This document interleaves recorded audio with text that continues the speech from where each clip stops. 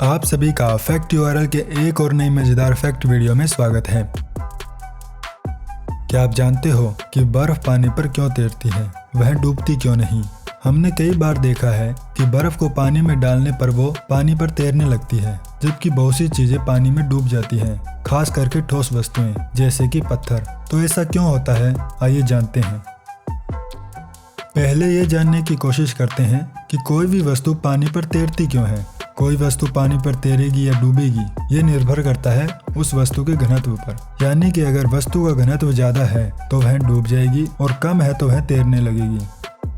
यह बात आर्किमिडीज के सिद्धांत से स्पष्ट होती है। आर्किमिडीज के सिद्धांत के अनुसार जब किसी वस्तु को किसी तरल में पूरा या उसका कुछ भाग डुबोया जाता है तो हम ऊपर की दिशा में एक बल का अनुभव करते हैं, जो कि उस वस्तु के द्वारा हटाए गए तरल के भार के बराबर होता है। यह बल उत्प्लावन बल कहलाता है और इस बल की दिशा हमेशा ऊपर की ओर होती है।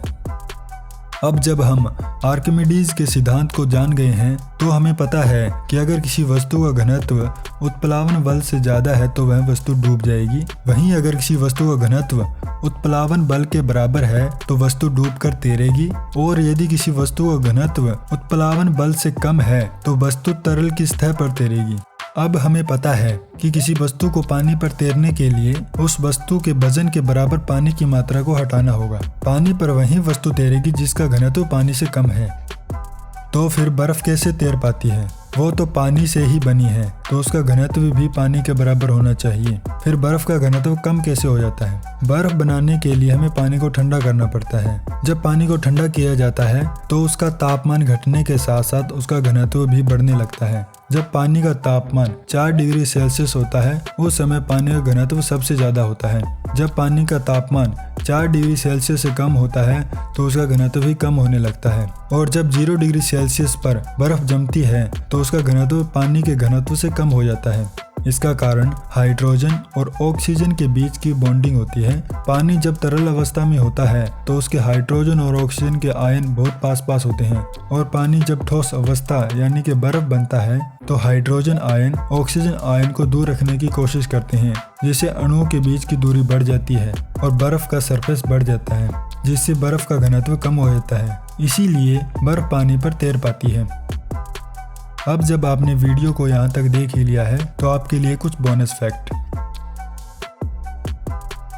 इस पृथ्वी पर लगभग 1 अरब 40 घन किलोलीटर पानी है, जिसमें से 97.5% पानी समुद्र में है जो कि खारा है, और 1.5% ताजा पानी बर्फ के रूप में ध्रुवों में जमा हुआ है।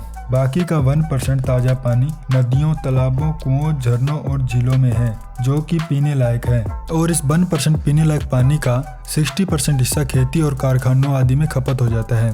बाकी का 40% हम पीने, भोजन बनाने, नहाने, कपड़े धोने एवं साफ सफाई में खर्च कर देते हैं। हमारे शरीर का 70% हिस्सा जल से बना हुआ है, और हमारे खून में 83% हिस्सा जल है, और हमारे मस्तिष्क में 75% हिस्सा जल है, जबकि हमारी हड्डियों का 31% हिस्सा जल है।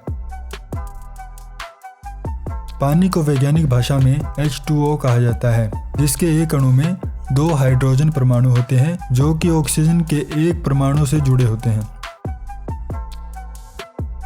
1 टन स्टील बनाने के लिए 300 टन पानी का इस्तेमाल होता है, और 1 पिंट बियर बनाने के लिए 20 गैलन पानी का इस्तेमाल किया जाता है, और टॉयलेट में एक बार फ्लैश करने पर 6 लीटर पानी नष्ट हो जाता है। तो आज की वीडियो में इतना ही। आपको ये वीडियो कैसी लगी हमें ज़रूर बताएं। अगर आपका कोई सुझाव या सवाल है तो कमेंट में पूछ सकते हैं।